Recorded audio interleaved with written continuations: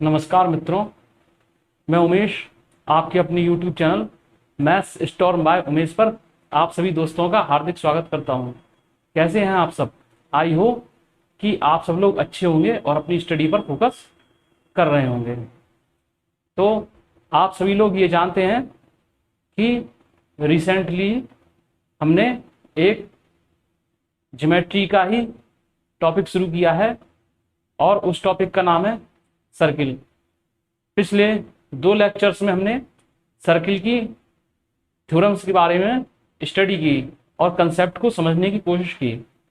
आइए अब हम नई चीज सीखते हैं और वो नई चीज है सर्किल पर आधारित क्वेश्चंस। जी हाँ, अब हम सर्किल पर बेस्ड उन क्वेश्चन को सॉल्व करना सीखेंगे जो कि SSC CGL, SSC CHSL, RRB, NTPC, UP TET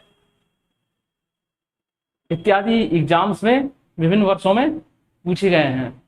तो आप लोग पेन और कॉपी लेकर बैठ जाइए और अपने दिमाग को बिल्कुल कंसंट्रेट कर लीजिए। तो लेट्स स्टार्ट। देखिए, फर्स्ट क्वेश्चन है AB equal to 8 centimetre and CD equal to 6 centimetre are two parallel chords on the same side of the center of a circle. The distance between them is 1 centimeter. To find the radius of circle. तो देखिए, कोई ये circle है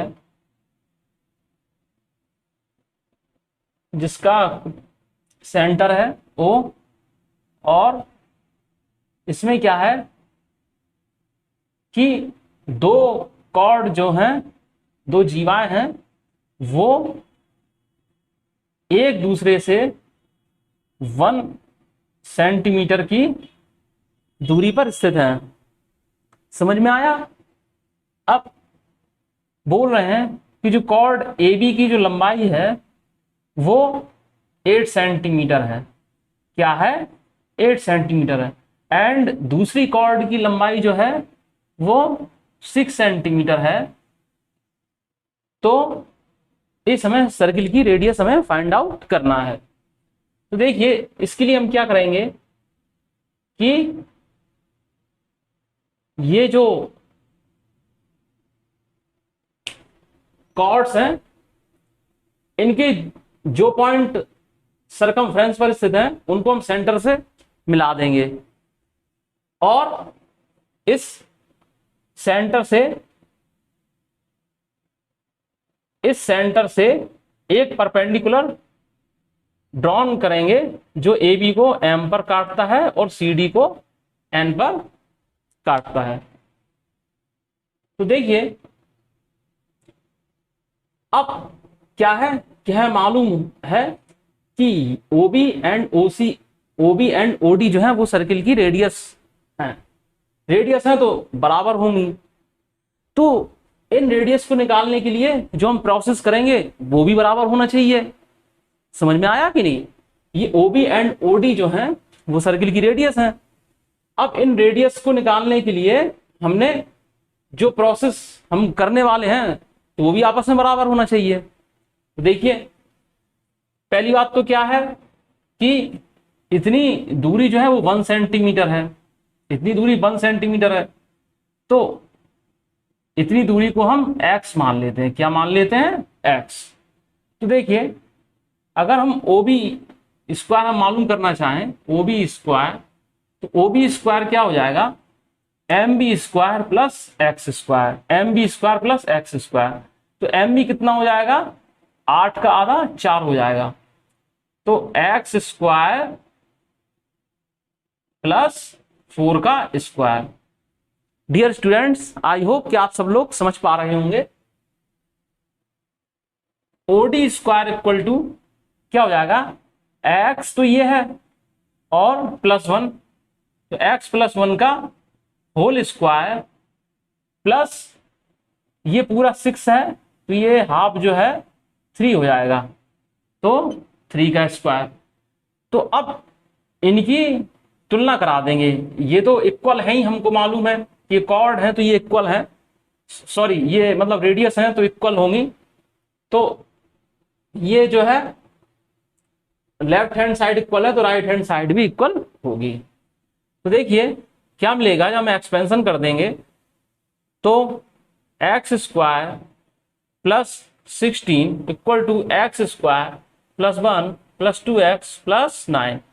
x square से x square cut जाएगा तो 2x equal to आएगा 6, तो x इक्वल टू आ जाएगा 3, x इक्वल टू आ जाएगा 3। अब dear students x equal to 3 हम किसी भी इक्वेशन में रख देंगे, क्योंकि ये रेडियस है इक्वल है तो किसी भी इक्वेशन में हम रख देंगे तो हमें अपना आंसर मिल जाएगा। सपोज करो हम इसमें रख दे रहे हैं तो 3 का स्क्वायर कितना हो जाएगा 9 और 4 का स्क्वायर कितना हो जाएगा 16, तो 16 प्लस 9 इक्वल टू हो जाएगा 25। O B square equal to हो जाएगा 25, तो ओ बी इक्वल टू हो जाएगा 5 और यही वैल्यू जो है वो ओ डी की होगी 5, और यही पूछा गया है कि रेडियस क्या होगी। Now come on next question. The length of common chord of two intersecting circle is 24 centimetre if the diameter of the circle are 30 centimeter and 26 centimeter, ठीक है, then the distance between the center find out करना है। दो ऐसे circle हैं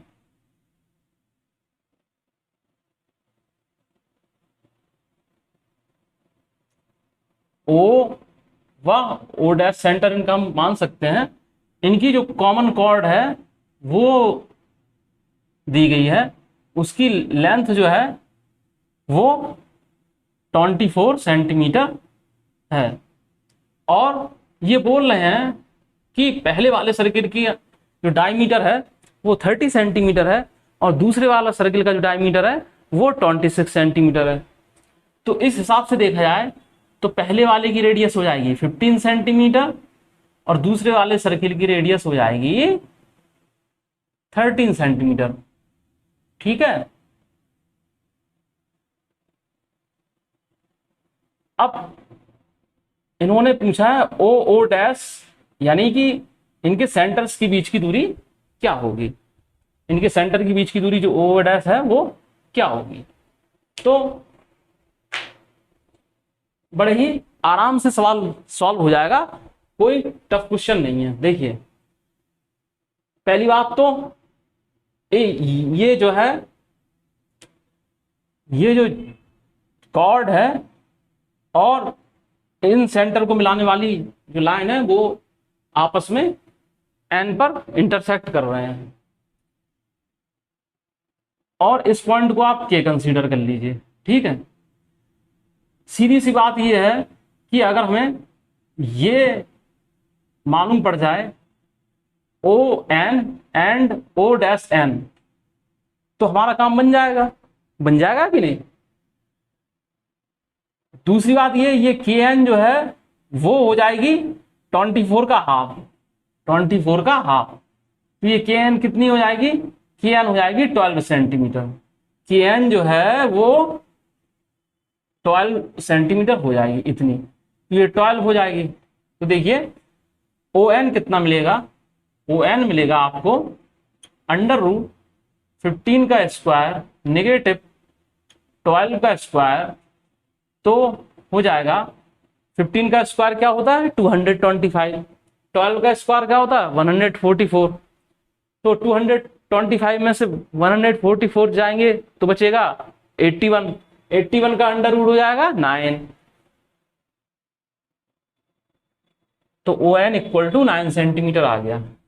अब देखते हैं O dash N, O dash N, O dash N में देखिए ये अंडर रूट 13 का स्क्वायर माइनस 12 का स्क्वायर, तो ये क्या हो जाएगा 13 का वर्ग 169 और 12 का वर्ग क्या हो जाएगा 144, 169 में से 144 जाएंगे तो क्या बचेगा 25 अंडर रूट का, तो मिल जाएगा 5 सेंटीमीटर।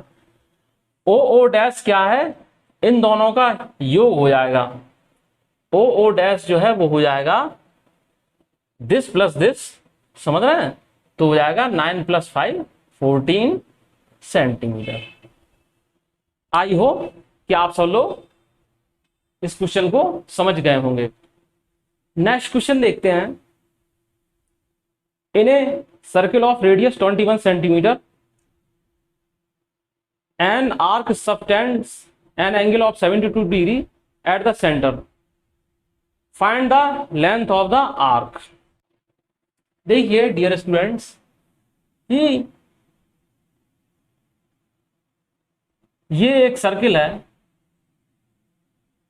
इसमें ये कोई आर्क ए बी है, आर्क ए बी है, ये इसके सेंटर पर कोई एंगल थीटा बना रहा है। अभी आप समझिए, क्वेश्चन हम इसके बाद कराएंगे। थीटा बना रहा है, सर्किल की रेडियस आर है और ये जो ए बी आर्क है इसकी लंबाई जो है एल है, इसकी मेजरमेंट कह लो, ए बी की मेजरमेंट एल है, तो थीटा इक्वल टू होता है arc upon radius, arc upon radius. तो थीटा इक्वल टू होता है, आर्क की मेजरमेंट क्या है एल, रेडियस है आर, तो L equal to R theta होता है।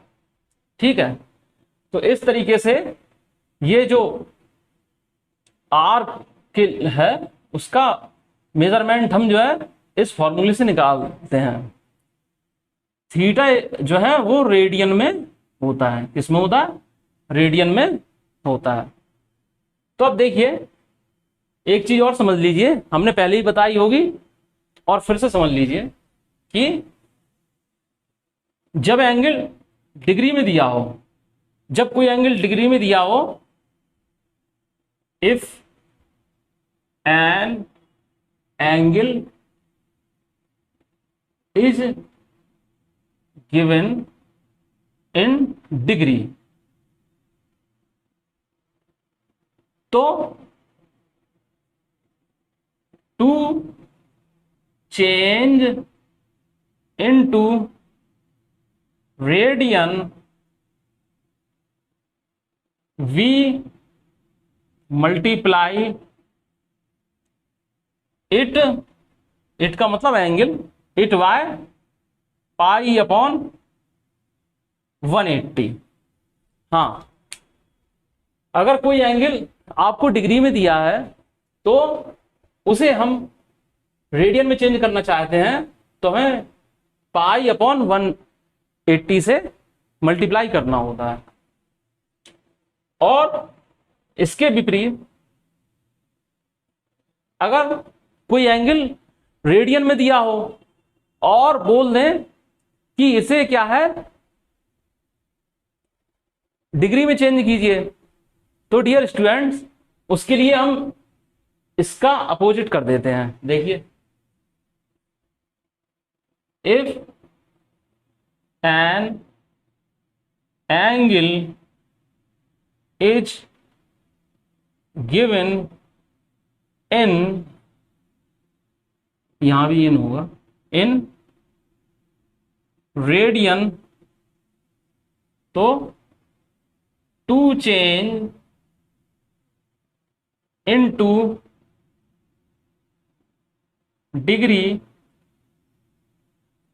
We multiply it by 180 upon pi. ठीक है, इस चीज को आप अच्छे से माइंड में सेट कर लीजिए कि कोई आर्क है किसी सर्किल में, वो सेंटर पर 72 डिग्री का एंगल बनाता है और उस सर्किल की जो रेडियस है वो 21 सेंटीमीटर है। तो डियर स्टूडेंट्स इन्होंने पूछा है लेंथ ऑफ आर्क बताइए, तो हमें मालूम है L equal to R theta, तो आर क्या हो जाएगा 21 सेंटीमीटर, थीटा हो जाएगा 72 डिग्री और इसमें पाई अपॉन 180 से मल्टीप्लाई करा देंगे, तो हो जाएगा 9 8 72 और ये 20 बार कट जाएगा, तो हो जाएगा 4 2 8 4 5 20 तो ये हो जाएगा 2 × 2/5 इंटू पाई, और पाई की वैल्यू अब रख दीजिए, तो पाई की वैल्यू होती है 22/7। Is that clear? तो इसको सॉल्व कर लीजिए, इसको कर लीजिए, हो जाएगा 22 × 1.4 इंटू 26.4 सेंटीमीटर, इतनी आर्क की लंबाई आएगी। नेक्स्ट क्वेश्चन देखिए, 2 parallel chords are drawn in a circle of diameter 30 centimeter. The length of one chord is 24 centimeter and the distance between two chords is 21 centimeter. The length of other chord. कोई circle है जिसका radius है वो 15 centimetre है, R = 15 centimetre. सीधी सी बात है, diameter 30 है तो रेडियस 15 हो जाएगी। और ये दो कॉर्ड हैं जो कि पैरेलल हैं, एक AB कॉर्ड है, दूसरी जो है वो CD कॉर्ड है। समझ रहे हैं ना? AB कॉर्ड की जो लेंथ दी गई है वो 24 सेंटीमीटर दी गई है।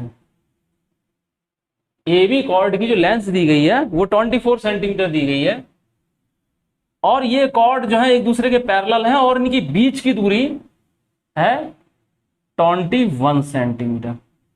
ये जो इनकी बीच की दूरी है वो 21 सेंटीमीटर है। तो इन्होंने ये पूछा है कि दूसरी वाली कॉर्ड की लेंथ क्या होगी, ये जो है CD, इसका मेजरमेंट क्या होगा। तो देखिए, इसके लिए हम क्या करेंगे कि इससे ये जो सेंटर है इससे इस पर एक परपेंडिकुलर ड्रॉन कर देंगे और इससे इस पर एक परपेंडिकुलर ड्रॉन कर देंगे, और OB और OD को हम मिला देंगे। ठीक है, इतना तो समझ में आ ही गया होगा आपको। देखिए, AB 24 है तो NB हो जाएगा हाफ। क्या हो जाएगा? हाफ। हमने आपको बताया था कि किसी भी सर्किल में सेंटर से कॉर्ड पर डाला हुआ परपेंडिकुलर उसे दो बराबर भागों में बांटता है, इसलिए 24 है तो ये 12 हो जाएगा। ये आपको पता ही है 15 है, OB क्या है? 15 है। तो ON क्या हो जाएगा? √15 का स्क्वायर माइनस 12 का स्क्वायर, यानी कि √81 = 9। ON हो जाएगा 9। Is that clear? अब देखिए, NM पूरा क्या था? 21 सेंटीमीटर। ON 9 है तो OM कितना हो जाएगा? 12 सेंटीमीटर। OM कितना हो जाएगा? इससे में OM जो है वो 12 सेंटीमीटर मिल गया। इतना आपके समझ में आ गया होगा। अब सीधी सी बात यह है कि हमें ये मालूम है कि इस सर्किल की रेडियस जो है वो 15 सेंटीमीटर है, तो हम अगर MD मालूम कर लें तो हमारा काम बन जाएगा, क्योंकि MD है मालूम पड़ जाएगा और उसका जस्ट डबल कर देंगे तो हमें कॉर्ड CD की लंबाई मिल जाएगी। तो MD = √15 स्क्वायर, वही प्रोसेस, माइनस 12 स्क्वायर = 9। तो ये जो है 9 हो जाएगा। तो CD = 2 × MD = 18। ओके, देखिए डियर स्टूडेंट्स, अब जो क्वेश्चन हमारे चल रहे हैं, तो आज आप देख रहे होंगे कि मैं फिगर में ही क्वेश्चन को सॉल्व करने की कोशिश ज्यादा कर रहा हूं और स्टेप कम लिख रहा हूं। क्यों? क्योंकि अब आप लोगों को धीरे धीरे आदत पड़ रही होगी कि क्वेश्चन कम से कम समय में कैसे सॉल्व किए जाएं। तो आपको भी ऐसा ही करना है कि ज्यादा से ज्यादा आप जो है कैलकुलेशन फिगर में ही सॉल्व कर लें और कुछ कैलकुलेशन अपने माइंड में सॉल्व कर लें, और उसके बाद 1-2 स्टेप के लिए पेन चलाएं। सीधी सी बात यह है। हाँ, आप नोट्स जरूर बनाइए और उन नोट्स में आप स्टेप बाय स्टेप करके लिख सकते हैं। लेकिन जब आप प्रैक्टिस करें तो कोशिश ये करिए कि ज्यादा से ज्यादा क्वेश्चन आप अपने माइंड में कैलकुलेट कर लें और फिगर पे सॉल्व करें, और बाकी का जो है स्टेप में सॉल्व करने की कोशिश करें, जिससे कि आपको हैबिट बन जाए कि एग्जामिनेशन हॉल में हम क्वेश्चंस को कम से कम समय में कैसे सॉल्व कर पाते हैं। क्योंकि आप अभी से ही अगर ये हैबिट डालना शुरू कर देंगे तो धीरे धीरे आपकी आदत अच्छे से मैच्योर हो जाएगी। होता ही है कि अगर आप एक एक स्टेप लिखेंगे तो अगर जैसे ये क्वेश्चन था तो अब इसमें क्या हम एक एक स्टेप अगर हम लिखते तो क्या होता, दिस इक्वल टू दिस करते रहते, फिर दिस इक्वल टू दिस, फिर इसको यहां तक आता, फिर हम यहां पे जाते, इतना ये सब हम लिखते रहते और इतना टाइम एग्जामिनेशन हॉल में किसी को नहीं मिलता है। तो आप लोग भी कम से कम स्टेप में क्वेश्चन को सॉल्व करने की कोशिश कीजिए, और कोई प्रॉब्लम आए तो कमेंट्स बॉक्स में जाकर कमेंट जरूर कीजिए कि आपको समझ में आ रहा है कि नहीं आ रहा है। डियर स्टूडेंट्स, अब चलते हैं अपने नेक्स्ट क्वेश्चन की तरफ। A circle with centre O is touching two intersecting lines AX and BY. The 2 points of contact A and B subtend an angle of 65 at any point C on the circumference of the circle. If P is the point of intersection of the two lines, then the measurement of angle APO is how much? ये कोई circle है जिसका centre O है, to intersecting line जो है AX and BY है, यानी कि कोई दो लाइन है AX एंड BY, वो परस्पर प्रतिच्छेद कर रही हैं P पॉइंट पर। किस पर कर रही हैं? P पॉइंट पर। और उन्हीं इंटरसेक्टिंग लाइंस को ये सर्किल ए व बी बिंदु पर टच कर रहा है। ये ए व बी बिंदु हैं, ये जो है सर्किल की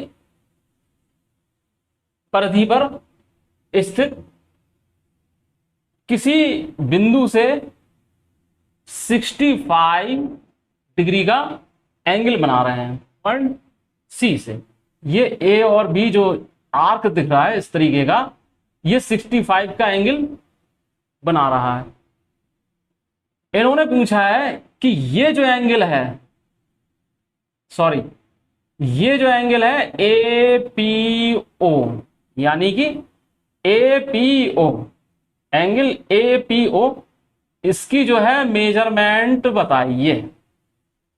इसका जो है मेजरमेंट बताइए। फिर से समझ लीजिए, टू लाइन्स है AX एंड BY, वो किसी बिंदु P पर इंटरसेक्ट कर रही हैं।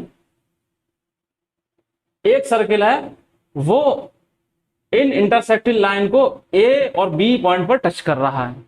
यही A और B बिंदु इस सर्किल की सरकमफ्रेंस पर 65 डिग्री का एंगल बना रहे हैं। O से P को मिला दिया गया है, तो एंगल AOP हमें बताना है। तो देखिए, हम क्या करेंगे, इसको और इसको मिला देंगे। ठीक है, OA एंड OB को हमने मिला दिया। तो देखिए, ये एंगल AOB जो हो जाएगा वो क्या हो जाएगा, वो इसका दुगना होगा। हमने आपको बताया था कि किसी आर्क द्वारा सर्किल के सेंटर पर बना हुआ एंगल जो है, उसी आर्क द्वारा सर्किल की सरकमफ्रेंस पर बना हुए एंगल का दुगना होता है। तो एंगल AOB इक्वल टू आएगा 2 इंटू एंगल ACB, यानी कि 130। तो ये जो पूरा एंगल है ये क्या हो जाएगा, ये हो जाएगा आपका 130। Is that clear? हमको ये मालूम है कि ये एंगल और ये एंगल दोनों आपस में बराबर होते हैं। देखिए A O P and angle B O P ये बराबर होते हैं। तो जो 130 का है तो 65 यहां होगा और 65 यहां हो जाएगा। इतना तो समझ में आपको आ गया होगा। दूसरी बात यह है कि ये है टेंजेंट, ये टेंजेंट है क्योंकि ये सर्किल को स्पर्श कर रही है, ए एक्स टेंजेंट है, और ओ ए जो है वो क्या है, रेडियस है। तो रेडियस और टेंजेंट के बीच में बनता है राइट एंगल, यानी कि 90 डिग्री का एंगल। तो बस अब हमारी प्रॉब्लम सॉल्व हो गई, हमारी प्रॉब्लम सॉल्व हो गई। सीधी बात है, आप ट्राइंगल एपीओ ले लीजिए और एंगल एपीओ की वैल्यू अपने आप निकल आएगी। तो हो जाएगा angle APO equal to 180 negative 90 plus 65 180 minus 155 equal to 25 degree. देखिए देखने में बड़ा अटपटा लग रहा था और एक स्टेप का क्वेश्चन। ऐसे ही सर्किल के क्वेश्चन सॉल्व होते हैं और ऐसे ही ट्राइंगल के क्वेश्चन सॉल्व होते हैं, ऐसे ही क्वाड्रिलेटरल के क्वेश्चन सॉल्व होते हैं। बस क्या है कि आपको कुछ कैलकुलेशन अपने माइंड में करना है और कुछ कैलकुलेशन जो है पेपर पर करना है। डियर स्टूडेंट्स, नेक्स्ट क्वेश्चन पर जाने से पहले मैं आपसे कुछ कहना चाहता हूं। आप लोग जब वीडियो देखते हैं तो उस टाइम बिल्कुल कंसंट्रेट होकर बैठा कीजिए। आपके हाथ में कॉपी और पेन होना चाहिए। दूसरी बात यह है कि आपको मैथ को बिल्कुल ही सिंपल वे में लेना है। सिंपल वे में लेने से मेरा तात्पर्य है कि आपको ये नहीं समझना है कि मैथमेटिक्स टफ है, क्योंकि अगर आप मैथमेटिक्स को टफ समझेंगे तो आप मैथमेटिक्स के किसी भी कंसेप्ट को समझने में सक्सेसफुल नहीं हो पाएंगे। इसलिए आप मैथ को ये समझिए कि मैथमेटिक्स इजी है और ये हमें जल्द ही समझ में आ जाएगी। और दूसरी बात यह है कि जिन बच्चों का बेसिक कमजोर है तो वो हमारे स्टार्टिंग की वीडियो देखें, जैसे कि अलजेब्रा था, ट्रिग्नोमेट्री था। तो जिन बच्चों को ट्रिग्नोमेट्री के बारे में स्टडी करना है तो वो ट्रिग्नोमेट्री के स्टार्टिंग का वीडियो देखें, उसमें उनको बेस मिल जाएगा। जिन बच्चों को अलजेब्रा अच्छे से समझना है और अलजेब्रा में उनका बेस कमजोर है तो अलजेब्रा की स्टार्टिंग के 2-3 वीडियो देखें। और ऐसे ही ये ज्योमेट्री है, ज्योमेट्री अगर आपको टफ लग रही है तो इसके स्टार्टिंग के, ये तो तीसरा ही वीडियो है, यानी ये तो सर्किल का तीसरा वीडियो है, बाकी के स्टार्टिंग के वीडियो देखें। ट्राइंगल कठिन लग रहा है तो ट्राइंगल के स्टार्टिंग के 1-2 वीडियो देखें। सर्किल कठिन लग रहा है तो सर्किल के स्टार्टिंग के भी जो 2 वीडियो निकल गए हैं तो वो देखें, तो आपको कंसेप्ट क्लियर होते चले जाएंगे। मैं इसलिए इतनी ही बारीकी से पढ़ा रहा हूं और इतने सिंपल वे में पढ़ा रहा हूं कि प्रत्येक बच्चा मैथ के बारे में जो सोचता है कि मैथमेटिक्स टफ है या ये कुछ है, ये हम हर उस स्टूडेंट के दिमाग से ये बात निकालना चाहते हैं कि मैथमेटिक्स स्टडी में कोई कठिनाई होती है। मैथमेटिक्स बहुत ही सिंपल सब्जेक्ट है, बस आपको अपने माइंड को प्रिपेयर करना होगा उसे समझने के लिए। अगर आप ये सोचते रहेंगे कि मैथमेटिक्स नहीं समझ में आएगी और कुछ मिसअंडरस्टैंडिंग रखेंगे तो आपके साथ प्रॉब्लम होगी। और जो स्टूडेंट्स मेरा वीडियो पहली बार विजिट कर रहे हैं तो वो चैनल को जरूर सब्सक्राइब कर लें और जो लोग पहले से ही मुझसे जुड़े हुए हैं तो प्लीज प्लीज उनसे एक रिक्वेस्ट है कि वीडियो को ज़्यादा से ज़्यादा स्टूडेंट में शेयर करें। इसी पॉजिटिव विचार के साथ हम आगे बढ़ते हैं। ABC are 3 points on the circumference of a circle. If AB equal to AC equal to 5√2 centimeter and BAC equal to 90 degree, then to find the radius of circle. देखिए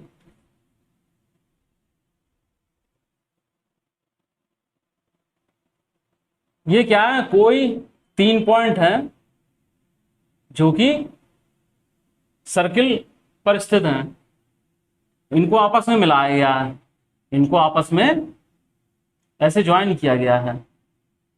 ए बी इक्वल टू ए सी दिया है 5√2 centimetre, ए C B जो है वो 5√2 centimetre है। इनके बीच में 90 degree का एंगल बन रहा है। क्या बन रहा है? 90 डिग्री का एंगल बन रहा है। तो ये पूछ रहे हैं इस वाले सर्किल का जो रेडियस है वो बताइए। तो ये तो बहुत ही सिंपल है, कर लेंगे। देखिए बी सी इक्वल टू √5√2 का स्क्वायर प्लस 5√2 का स्क्वायर। तो ये क्या हो जाएगा? ये हो जाएगा √100 यानी कि 10। बी सी इक्वल टू आ जाएगा 10, ओ सी इक्वल टू हो जाएगा, बी सी क्या है डायमीटर हो जाएगा और ओ सी जो है रेडियस हो जाएगी 10/2 इक्वल टू 5 सेंटीमीटर।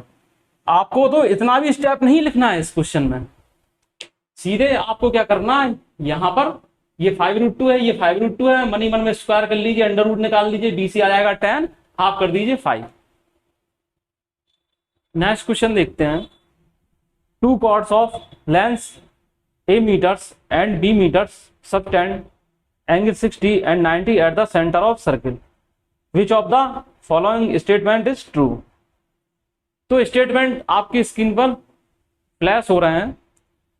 तो देखिए पहला है B equal to √2A, A equal to √2 into B, third है A equal to 2B and fourth है B इक्वल टू 2A। तो इन स्टेटमेंट्स में से कौन सा स्टेटमेंट सही रहेगा? तो देखिए कोई सर्किल है जिसमें ये सेंटर वो है, इसमें एक जीवा जो ए बी है वो इसके सेंटर पर 60 डिग्री का एंगल बना रही है। कितने का? 60 डिग्री। दूसरी जीवा क्या है? सी डी है, वो इसके सेंटर पर जो है 90 डिग्री का एंगल बना रही है। जीवा ए बी की जो लेंथ है वो ए मीटर है और जीवा सी डी की जो लेंथ है वो बी मीटर है। ओके, तो संबंध पूछा गया है। तो देखिए इसमें देखिए ये एंगल पूरा 90 का है, तो ये दोनों आपस में बराबर होंगी, तो ये 45-45 के हो जाएंगे, ये और ये 45-45 के हो जाएंगे। तो हम sin 45 फॉर्मूला लगा देंगे। तो sin 45 इक्वल टू हो जाएगा, ओडी को अगर हम परपेंडिकुलर मान लें तो ओडी हो जाएगी रेडियस आर, रेडियस तो ओसी और ओडी है ही, आर अपॉन सी डी यानी आर अपॉन बी। इसकी वैल्यू होती है 1/√2, तो आर अपॉन बी, तो B equal to √2 into R, यह मिला। अब इस वाले ट्रायंगल पर वर्क करते हैं ओ ए बी पर। इससे क्या है, हम यहां पे परपेंडिकुलर ओ एम गिरा देंगे। तो ए एम जो है वो क्या हो जाएगा? a upon √2, M B a upon √2 हो जाएगा। और ये क्या है? ओ ए है जो कि आपको आर पता है, ओ बी जो होगा वो भी आर होगा। इनके बीच का एंगल 60 है, देखिए 60 है, तो ये भी 60-60 होंगे, ये भी जो है 60 होंगे, होंगे कि नहीं होंगे? तो इसमें cos 60 लगा दीजिए, cos 60 equal to R upon sorry cos 60 equal to base upon hypotenuse a by 2 upon R. cos 60 की वैल्यू होती है 1/2 a upon 2r, a equal to R या r इक्वल टू ए इस वाले में रख दो, ठीक है। तो b equal to √2 into a, यही इसका आंसर होगा। नेक्स्ट क्वेश्चन देखते हैं। chords AB and CD of a circle intersect at point E if AE equal to 9 centimeter, BE equal to 12 centimeter and CE equal to 3 DE to find the length of DE।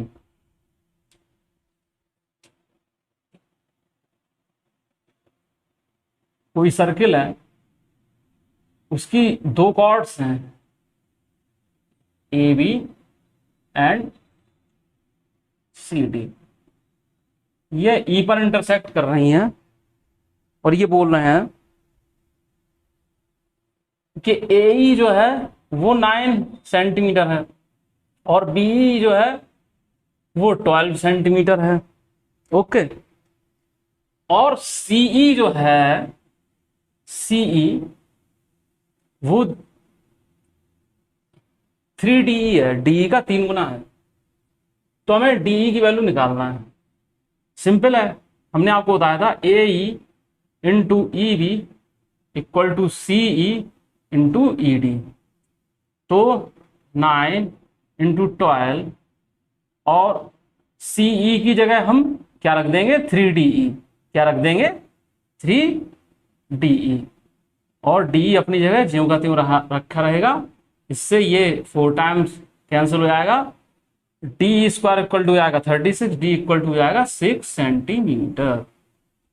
DE की जो value आ जाएगी वो 6 centimetre आ जाएगी।